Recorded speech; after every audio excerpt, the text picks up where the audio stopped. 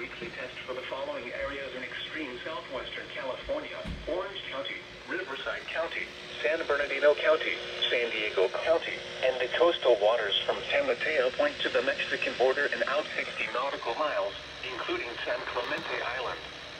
A test signal was broadcast to test the public warning system. The test is normally conducted between 10 a.m. and noon each Wednesday, weather permitting. The signal was also used to test the activation and emergency readiness of the Skywire network of radio operators.